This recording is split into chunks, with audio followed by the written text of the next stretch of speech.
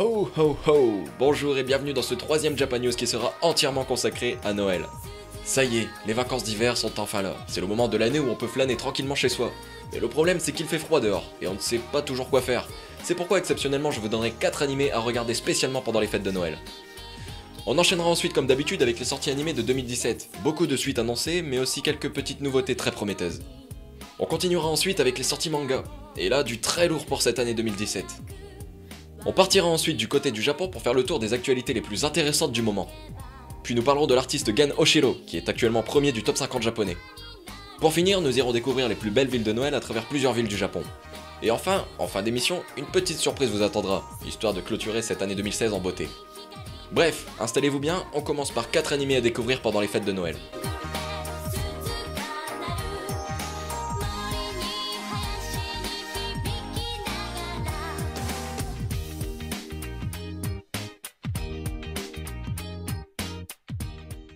Pendant les vacances d'hiver, on aime bien se relaxer au chaud en pratiquant notre activité favorite. C'est pourquoi je vais vous proposer 4 animés qui ont plus ou moins un rapport avec Noël, de par leur ambiance, leur contenu ou leur message. Bref, c'est parti. Erased. Erased est l'un des animés qui m'a le plus marqué. Ici, il n'est pas question de fête de Noël, mais son univers envoûtant vous fera passer de bons moments lors de vos vacances d'hiver. À 28 ans, Satoru Fujinuma n'a qu'un seul rêve, devenir mangaka. Étant d'origine renfermée et n'ayant que très peu d'estime pour lui-même, le jeune homme ne s'investit pas dans ses projets, obligé à travailler en tant que livreur de pizza. Un jour, alors qu'il était en scooter, il aperçoit un jeune garçon tout proche de se faire percuter par une voiture. Au moment où il réalise qu'il est trop tard, Satoru retourne quelques minutes dans le passé, sans même comprendre comment cela était possible. Il décide de sauver le jeune garçon, quitte à en être blessé et ainsi se retrouver à l'hôpital. C'est alors qu'avec beaucoup de questions en tête, il repense à son passé, notamment à la jeune Kayo Kinayuki, sa camarade de classe assassinée alors qu'elle n'était qu'une petite fille. Un animé qui vient s'inscrire dans la catégorie science-fiction à travers une trame scénaristique envoûtante, mêlant tendresse, drame et psychologie. Si vous ne l'avez toujours pas vu, je vous le conseille fortement.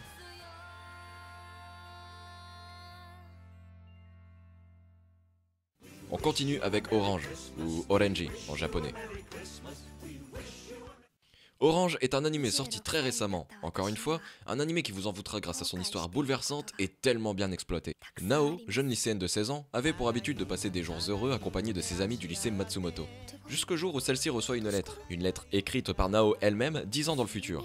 Dans cette lettre, la Nao de 26 ans lui demande de ne pas reproduire les mêmes erreurs qu'elle, des erreurs qui l'ont rongée par les remords. C'est alors qu'aidée de la lettre, Nao fera tout pour empêcher les événements de se reproduire à nouveau, surtout concernant Kakeru, un nouvel élève qui porte un lourd secret. Orange est selon moi un animé parfaitement réalisé. Au travers d'événements poignants et parfois réalistes, vous découvrirez Nao, une jeune lycéenne de 16 ans confrontée aux lourds problèmes de la vie. Avec des personnages attachants et réalistes, Orange nous parle de joie, de peine, d'amitié et de sentiments.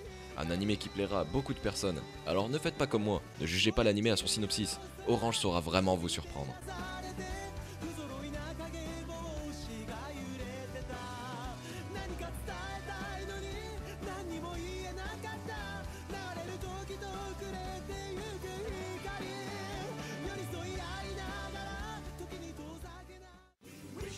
Kanon.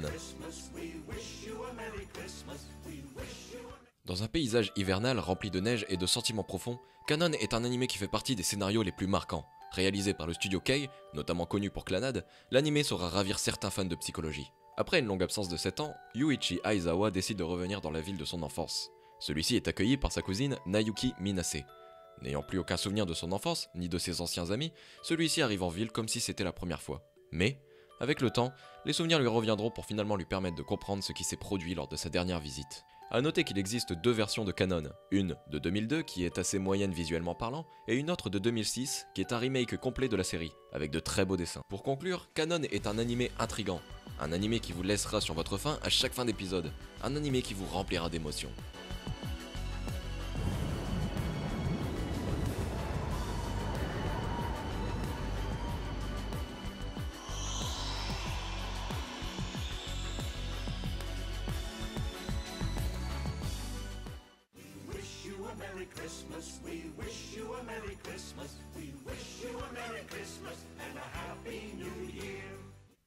On continue avec cette fois un film, Byosuku Go Centimeter, 5 cm par seconde. Un film qui m'a complètement, littéralement bluffé. Une animation magnifique, des décors envoûtants et une histoire merveilleuse. Akari Shinohara et Takaki Tono étaient tous deux inséparables étant enfants. Mais à la suite de la mutation des parents d'Akali, ceux-ci ont dû se séparer. Après 6 mois de silence et de séparation, Akali décide de reprendre contact avec son ami d'enfance. Après plusieurs messages échangés, Takaki apprend qu'il doit déménager à Kagoshima. C'est alors, avant de partir, que celui-ci décide de revoir son ami. Au premier abord, on pourrait dire que ce film n'a pas vraiment grand intérêt. Et pourtant, ce serait une véritable erreur de penser ça. Personnellement, je ne suis pas fan des animés romantiques sans réellement une histoire profonde. Mais ici, j'ai tellement été surpris, tellement été bouche bée de cette histoire et de ce message que l'animé nous envoie. Cet animé est une véritable leçon de vie. Bref, Byosuko Ghost Sentimentor est un film à ne surtout pas négliger. C'est pourquoi je vous incite à le regarder dès maintenant.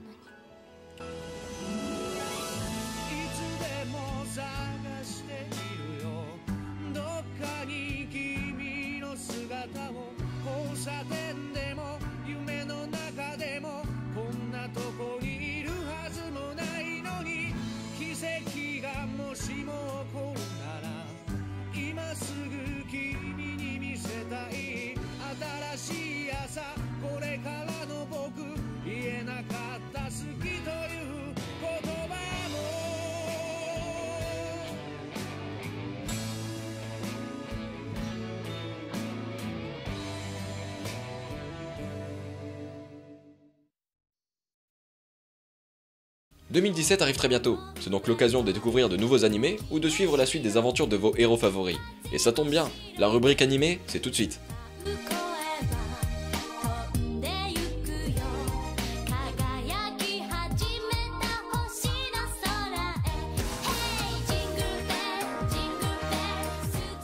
C'est avec le film Trinity Seven que l'on commence cette rubrique. Après avoir terminé une saison de 12 épisodes, un film a été annoncé pour le 25 février 2017.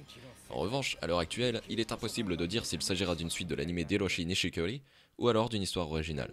Pour ceux qui ne connaissent pas Trinity Seven, je vous invite à aller voir ma vidéo sur le top 10 des animés action fantastique. Personnellement, j'avais pas mal accroché à l'anime qui pourtant était similaire à bon nombre d'animés de ce genre, un harem autour d'un héros qui se révèle surpuissant sans même le savoir. En effet, celui-ci possède une personnalité assez particulière, qui m'a fait passer un bon moment. Alors non, Trinity Seven n'est pas l'anime de l'année, loin de là, mais ça reste tout de même sympa à regarder.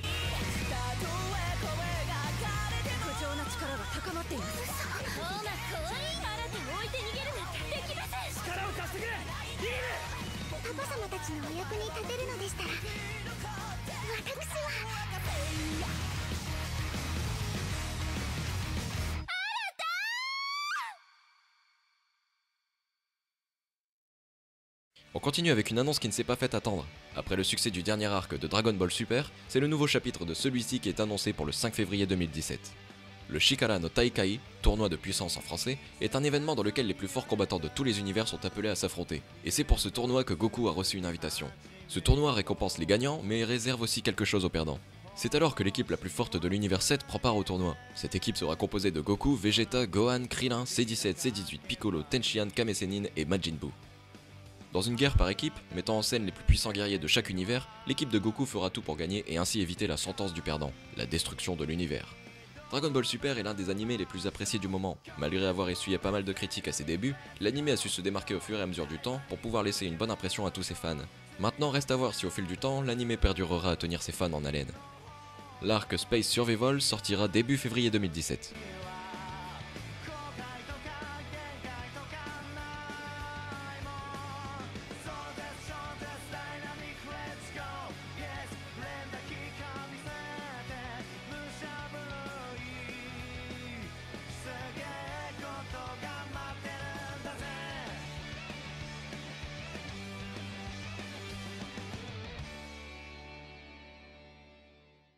Encore une fois, on continue avec une suite d'animés, et cette fois il s'agit de l'anime Kono Subarashi Sekai ni Shokofuku. Après avoir sorti une première saison de 10 épisodes et un OAV, l'anime a eu un tel succès qu'une saison 2 a tout de suite été annoncée. Mêlant fantasy, humour complètement décalé et action, l'œuvre de Akatsuki Natsume se regarde avec plaisir. Satu Kazuma est un jeune otaku. Celui-ci passe sa vie à jouer sur son ordinateur, tel le fan de jeux vidéo qu'il est.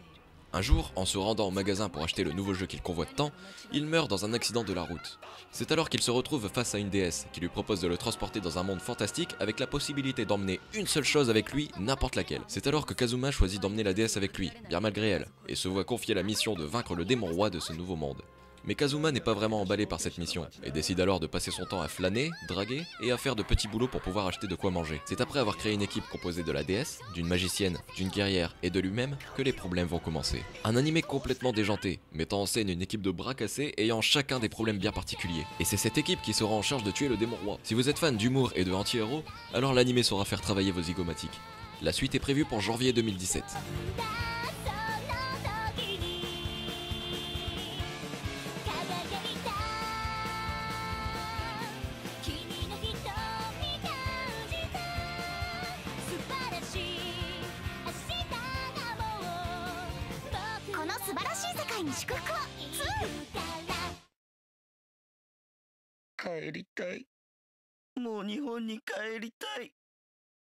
Bon, je sais ce que vous allez me dire. Oui, mais Danny, tu nous proposes que des suites, ou alors des animés qui sortent dans longtemps. On veut de la nouveauté, nous. Et je suis d'accord avec vous. C'est pourquoi il est temps de parler de Held Live. Après avoir réalisé l'excellent Katekyoshi Hitman Reborn, Akira Amano nous offre un tout nouveau manga du nom de Held Live, pour le 8 janvier 2017. Parasité par une entité alien, un adolescent du nom de Chuta Kokonose se voit obligé de rejoindre le département du système solaire. Celui-ci a été choisi pour être une nouvelle recrue de l'unité Held Live, qui a pour but de maintenir la paix. Misuzu Sonokata, qui est une de ses camarades de classe et aussi membre des forces de la police de l'espace, juge que le garçon n'est pas à la hauteur pour être une bonne recrue. C'est alors que Chuta décide de s'entraîner très dur pour pouvoir accomplir les missions qui lui seront données.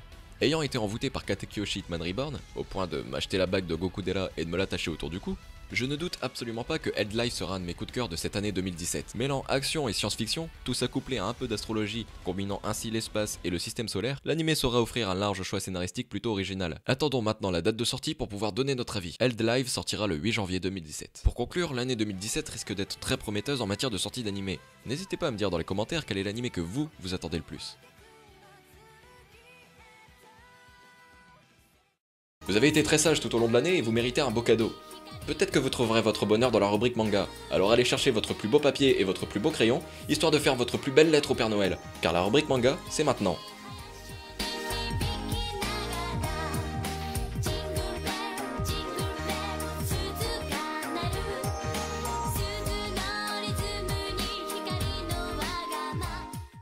On commence cette rubrique manga avec Ex-Humans. Kageru et Momiji sont tous deux amis d'enfance. Kageru a pour but de devenir fort. Momiji, elle, est une fille gentille qui a toujours protégé son ami depuis qu'ils sont petits. Un jour, une mystérieuse structure apparaît. Celle-ci mange des humains afin de les transformer en monstres. C'est alors que Momiji se fait manger et devient ainsi une non-humaine au pouvoir surnaturel. Mais celle-ci étant rattachée à sa volonté de protéger Kageru et son amour pour lui, devient une être extrêmement puissante. Kageru obtiendra lui aussi un pouvoir. C'est alors que les deux amis rejoindront une organisation qui ont pour but de tuer ces extraterrestres. Kageru, lui, n'a qu'un seul objectif, protéger Momiji, qui semble étrangement intéresser les deux parties. Un manga vraiment intriguant, qui mettra en scène des combats très violents à travers des dessins parfaitement réalisés. Ex-Humans est un manga qui pourra ravir les fans d'action et de suspense. Personnellement, je ne mettrai pas longtemps à craquer pour le manga qui propose un scénario vraiment intéressant. Le premier tome sortira le 4 janvier 2017 en France, mais un extrait gratuit est d'ores et déjà disponible sur le site de pika.fr. Un lien sera dans la description. On continue avec Rikudo de Matsubara Toshimitsu. Après avoir été placé dans un orphelinat dû au suicide de son père et à l'addiction aux drogues de sa mère, Riku, un adolescent au quotidien difficile, n'a qu'un seul objectif, devenir plus fort. Grâce à Tokorozawa, un ancien boxeur devenu Yakuza, Riku va découvrir le monde de la boxe. L'adolescent voit en ce sport le seul moyen de surmonter toutes les terribles tragédies que la vie lui réserve au fil des ans. Un manga violent et émouvant de par le vécu du jeune garçon qui fera tout pour se venger de la vie qui ne lui apportait que de la peine et du chagrin depuis sa naissance. Une histoire touchante entre un Yakuza et un gamin à problème, le tout illustré par des dessins immersifs. Rikudo nous transportera dans le monde de la boxe en montrant ses beaux côtés, comme ses mauvais. Le premier tome est prévu pour le 8 février 2017 en France.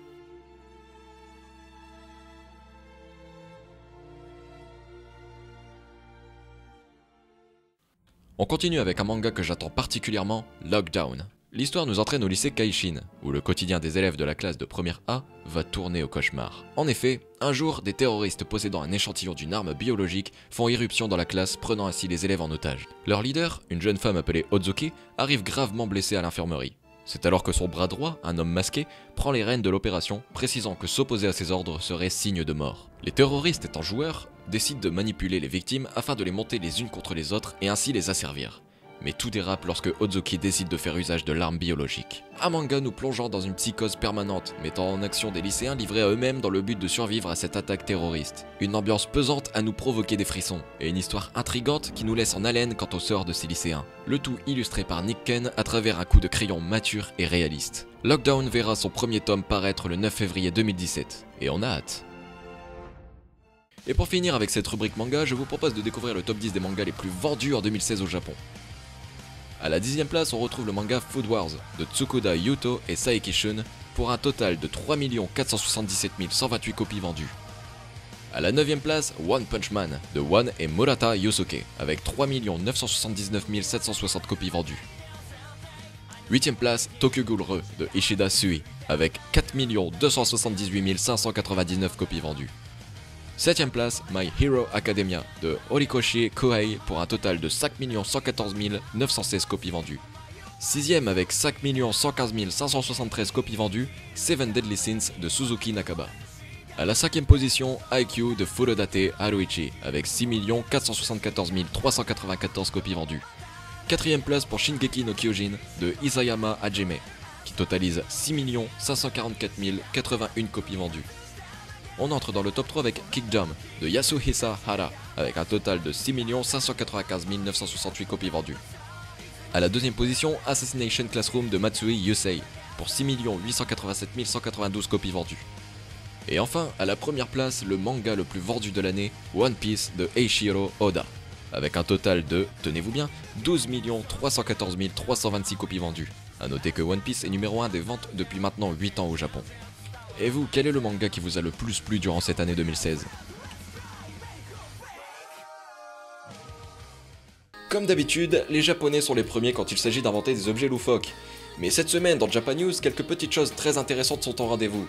Alors tenez-vous prêts, direction le Japon.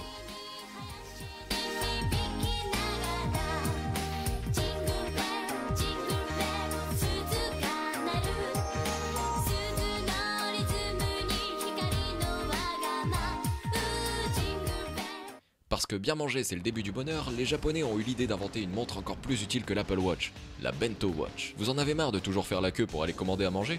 Ou alors ça vous embête de prendre un sac uniquement pour transporter votre repas du midi? Alors optez pour la Bento Watch. Cette montre capable de transporter un repas vous fera gagner un temps fou. Et perdre quelques kilos aussi. Certes, vous pourrez manger n'importe où, n'importe quand, mais la quantité reste minime. Alors à moins de vouloir faire un régime strict ou avoir un appétit de moineau, cette montre ne vous servira qu'à lire l'heure. C'est déjà pas mal. Quant à votre nourriture, mieux vaut garder l'idée de faire la queue à la boulangerie du coin. Non, et puis même pour préparer la veille. Déjà qu'on galère tous à fermer notre valise au moment des vacances, alors imaginez mettre votre repas du midi dans une montre. Sachez que cette montre a été créée pour une pub japonaise et ne sera donc pas commercialisée. C'est dommage. Vous vous sentez seul? Vous aimeriez avoir une personne qui vous dise bonjour le matin et qui vous accueille le soir quand vous rentrez du travail? Vous n'avez qu'une envie, sortir et trouver une fille qui vous correspond pour vous marier et vivre heureux. Oubliez tout de suite cette idée. Il existe une solution bien mieux que ça. Le constructeur Gatebox a mis au point une intelligence artificielle sous forme d'hologramme qui aura pour but de vous accompagner dans votre vie. Et tenez-vous bien, l'hologramme est capable de prendre l'apparence de votre héroïne de manga préférée. En revanche, pour le moment, un seul personnage est disponible. Elle s'appelle Azuma Hikari, elle a 20 ans. Elle adore regarder les animés, les donuts et déteste les insectes. Le cylindre dans lequel la belle Azuma est projetée contient une caméra et un micro afin de bavarder avec votre ami virtuel pendant des heures. Vous pouvez également lui envoyer des SMS si celle-ci vous manque durant votre journée. Alors, toujours emballé à l'idée de vous marier à une vraie personne? Gatebox est disponible en précommande aux États-Unis et au Japon pour la maudite somme de 2400 €.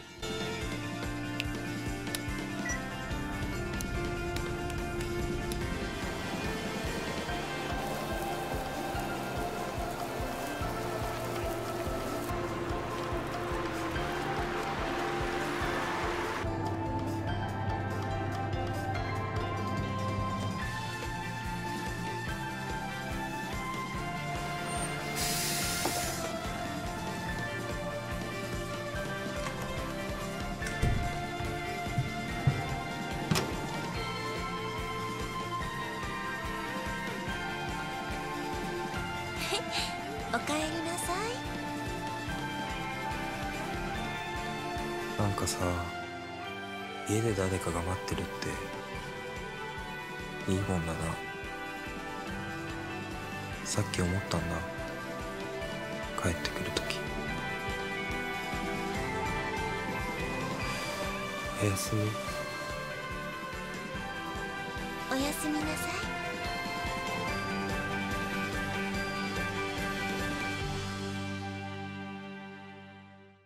Accrochez-vous bien pour la dernière news car on va parler de 2 adaptations manga. Non, ne grincez pas des dents, attendez d'abord d'en savoir un peu plus.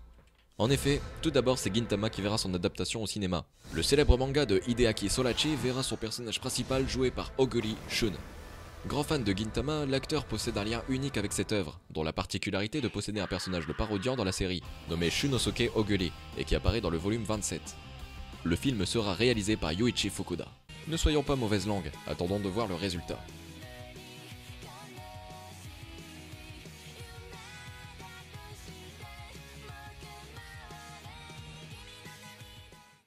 Quant à la deuxième adaptation, il s'agit de Sword Art Online. Celui-ci sera sous forme de série télé américaine. Le producteur exécutif Laeta Kalogridis, désolé pour la prononciation, notamment connu pour avoir réalisé Avatar, Shutter Island et Terminator Genesis, est actuellement en train de travailler sur le pilote de la série. L'histoire devra reprendre les événements du premier arc, Encrad, et racontera les aventures du jeune Kirito piégé dans un jeu de rôle en ligne. Laeta Kalogridis est scénariste et productrice pour des films et des séries TV.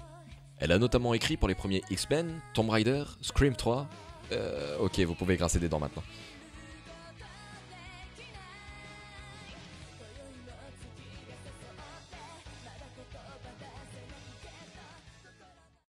La musique japonaise se démarque de semaine en semaine. C'est pourquoi dans ce Japan News, je vous propose de découvrir l'artiste Gen Oshiro, qui saura animer vos fêtes de fin d'année.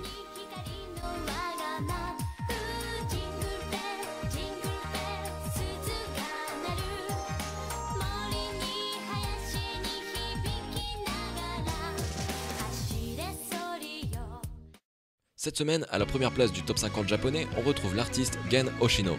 Âgé de 35 ans, le chanteur fait danser les fans japonais sur des mélodies folk et pop. Depuis 2000, Gen Oshino fait partie du groupe Sakerock, dans lequel il lui arrive de jouer de la guitare. En tant qu'artiste solo, celui-ci a débuté avec son premier album intitulé Baka no Uta, le 23 juin 2010. Mais l'artiste ne s'arrête pas là, car à son palmarès se tient 3 films, 12 dramas et un animé dans lequel il double un personnage. Pas de doute, Gen Oshino est un artiste complet qui enchante les fans japonais pendant leurs longues soirées de fête. Maintenant, vous savez sur quoi danser durant vos fêtes de fin d'année.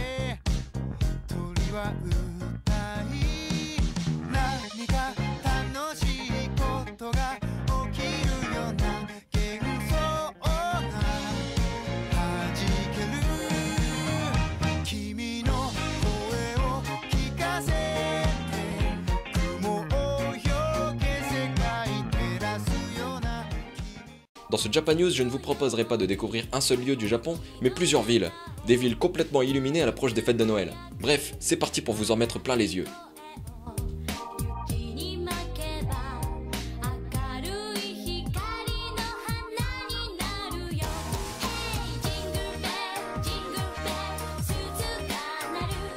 Cette semaine, je ne vous emmène pas dans un seul lieu, mais dans plusieurs régions du Japon. En effet, à l'approche des fêtes de Noël, le pays est illuminé de mille feux. Guirlandes, sapins, boules de Noël et j'en passe, tout l'attirail pour émerveiller les yeux des passants est installé dans les régions du Japon. Noël est une fête qui rapproche les gens, les font rêver devant les lumières et des décorations qui réchauffent le cœur. C'est pourquoi, même s'ils n'ont pas les mêmes coutumes et les religions que nous, nos asiatiques préférés sont si friands de Noël. Si vous voulez plus de renseignements sur Noël au Japon, je vous invite à aller faire un tour sur la chaîne de Ichiban Japan, qui aborde très bien le sujet dans une de ses vidéos FAQ. Moi, je vous laisse apprécier les images.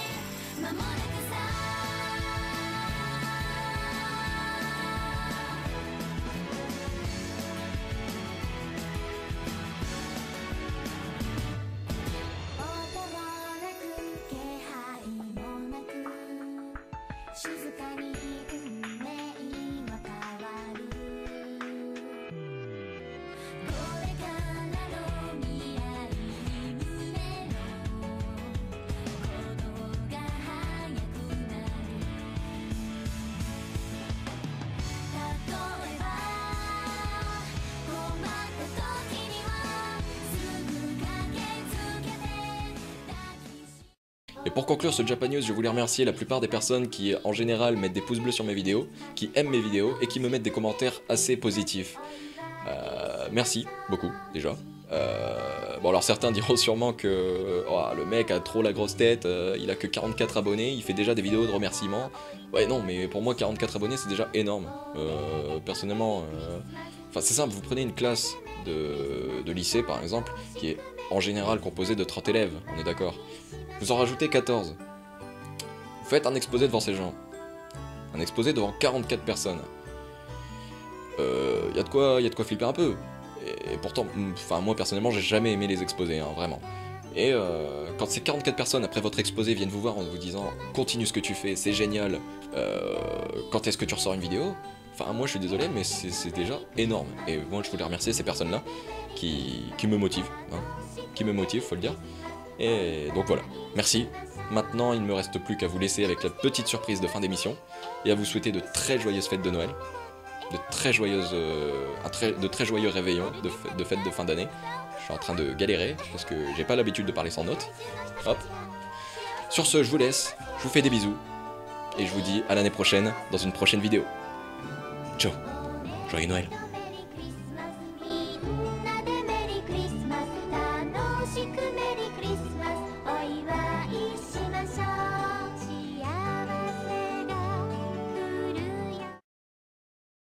'Bienvenue dans le premier épisode de... Je suis désolé, le plan a sûrement dû changer. Je viens de faire tomber ma caméra. Ptoum est un jeu qui...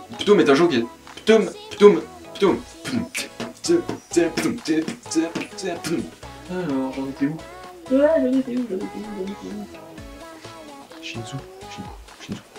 Pourquoi j'ai mis Shinzu? Oui, j'ai mis Shinzu. Hein? J'ai mis Shinzu. Premièrement,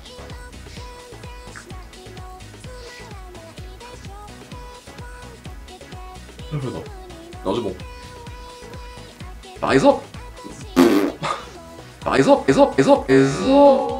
comme chaque semaine, je vous parlerai d'un animé que j'ai découvert dans la semaine et je vous dirai ce que j'en ai pensé. Bienvenue dans le monde. Et voilà, maintenant vous avez envie de regarder l'animé. C'est tout pour moi, je vous laisse, à plus dans une prochaine. Et on raconte l'histoire de Ryota Sakamoto, un jeune homme de 22 ans sans emploi. Voilà. Ah bah après avoir compris clairement que le... Après avoir compris que celui-ci voulait clairement... Après avoir compris que après avoir compris que celui-ci voulait complet... Après avoir compris que celui-ci voulait clairement le tuer, il prend ses jambes à son cou et se met à courir plus vite que Bip Bip dans Bip Bip et Coyote. Waouh.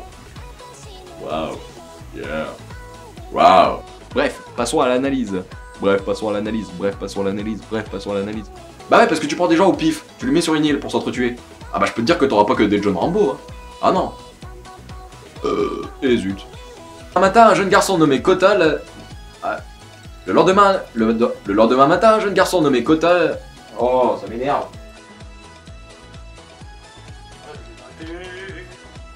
Parce que Kazuga, sa personnalité se rapproche plus d'un gros bof que d'un perso...